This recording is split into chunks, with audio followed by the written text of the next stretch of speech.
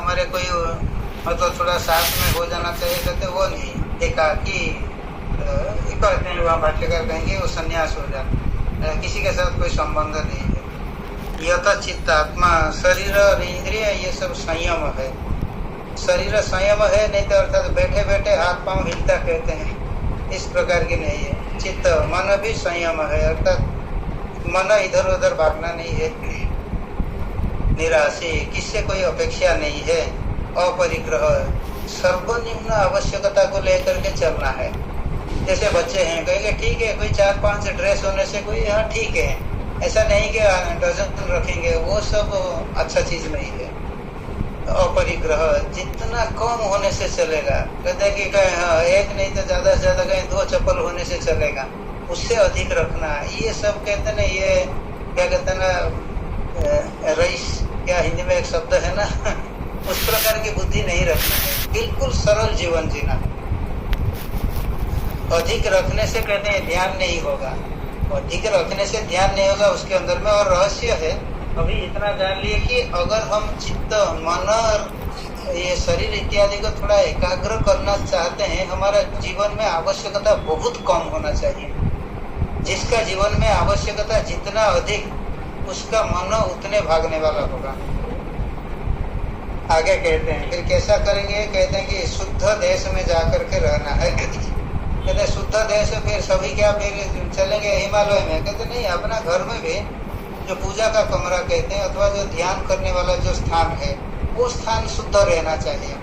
प्रतिदिन उसी स्थान पर ध्यान करना चाहिए। अगर अपना बेडरूम भी है, उसका कॉर्नर में एक कंबल डाल देंगे, उसके ऊपर एक आसन रखेंगे, उसमें और कोई काम नहीं करना है, उसमें केवल ये ध्यान करने का समय में उसका व्यवहार करना है, पूजा करने का समय। अगर घर में एक पूजा घर है तो बढ़िया है, ऐसा एक पवित्र स्थान होना है।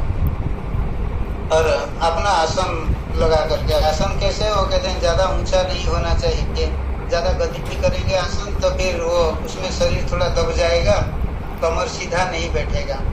बहुत ऊंचा भी नहीं होना चाहिए, बहुत नीचा भी नहीं होना चाहिए।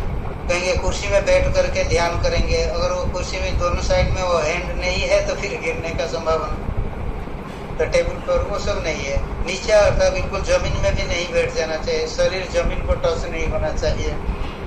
और कुश अर्थात नीचे कुशासन, उसके ऊपर एक चर्म, उसके ऊपर कपड़ा। ये चर्म इत्यादि आजकल नहीं है, तो कोई हम लोग इस जो कहते हैं ना ऊन इत्यादि का कोई आसन हो तो ठीक है। वही हम लोग के लिए कंबल सबसे बढ़िया है, कंबल है, उसके ऊपर एक आसन डाल दिया, बस ठीक है। उसमें बैठ करके मन को एकाग्र करके, चित्त इंद्रिय सब इनका क्रिया, अर्थात इंद्रिय चलना नहीं चाहिए। इंद्रिय अर्थात ये आंख कान ये सब अर्थात इधर उधर चलना, वो नहीं चलना है।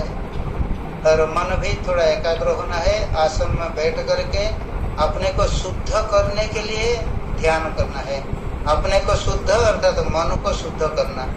मन में अशुद्ध क्या है, मन हमेशा चलते रहता है विषय में, कुछ ना कुछ विषय में मन चलता ही रहता है, यही मन की अशुद्धि है।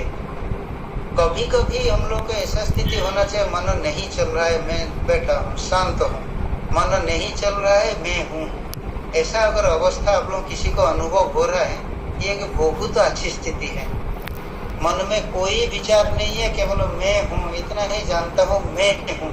यह अगर अवस्था किसी को भी अनुभव हो रहा है तो ये बहुत अच्छी स्थिति है। आगे आप आश्रम में आकर के वहाँ माता से बात कर सकते हैं, आगे हमको क्या करना है। तो कैसे भी करके ये अवस्था को अनुभव अधिक करिए, मैं हूँ, बाकी कुछ नहीं है। मन में कोई विचार नहीं चल रहा है, केवल आगे है।